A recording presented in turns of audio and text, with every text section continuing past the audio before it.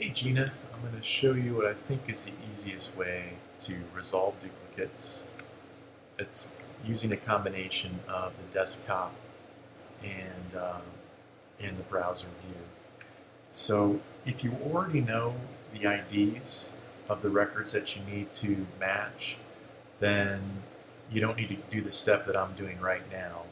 Um, I'm in this screen just so I can grab these IDs. So I'm going to click on the record because I had a hard time, I couldn't do a click and a copy and paste from there, so I'm doing it from here instead.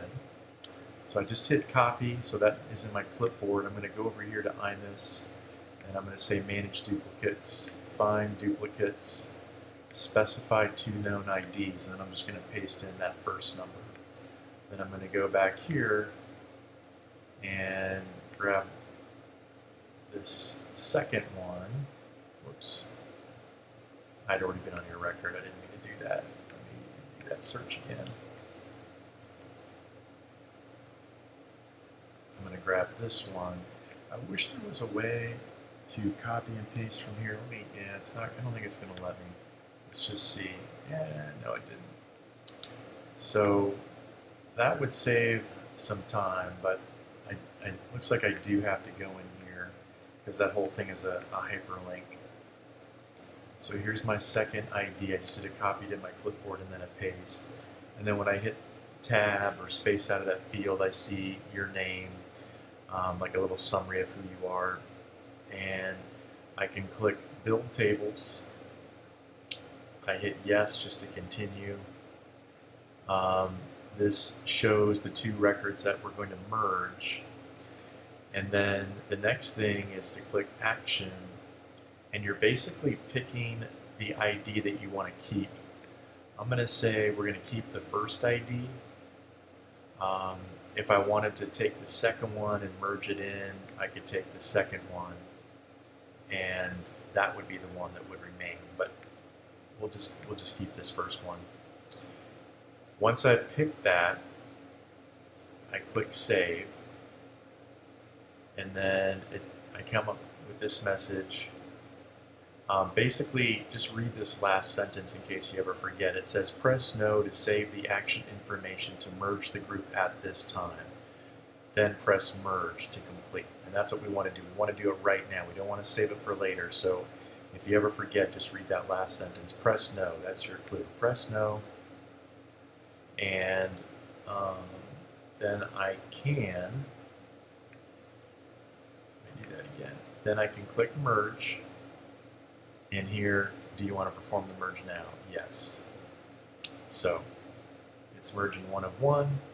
Merge has completed. Would you like to see the event log? Just say no, and we're done. So it just merged those records. So now if I go back here actually and do a search, we'll see that I'll have one less record because we merged one into the other one. So that record ID that ended in 40 is gone. We merged it into 52. That's kind of complex, but that is how you can merge one record into another one. If you simply don't need the duplicate record, let's say there are two records, but there's nothing valuable in the second record, then I would just go into iMIS and delete it.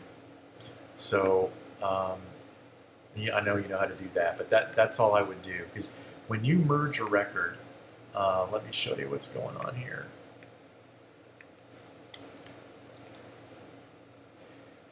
When you merge a record, all it's really doing is it's taking anything on this tab in the Activities All tab, and if you're taking ID 52 and merging it with ID, let's say that ends in 62, it's going to grab all of these orders and move them over to the record that you're keeping. That's what merging really means. It also will pick one address over the other. If you needed this address, you could, when you merge the records, you could say, I'm merging these two records and I want the 635 Slater's Lane address, or maybe it'd be better to say, I want the 1199 address. because this one is old. So you could pick the 1199 address if that address was on the other record, one of the records that you're merging. So those are the two things that the merging process does. It lets you pick an address from one of the records, and then whichever record you're keeping, it's going to take any activities, or it's going to take all activities from the record you're deleting, and before it deletes it, it's going to move all those activities over to the record that you're keeping.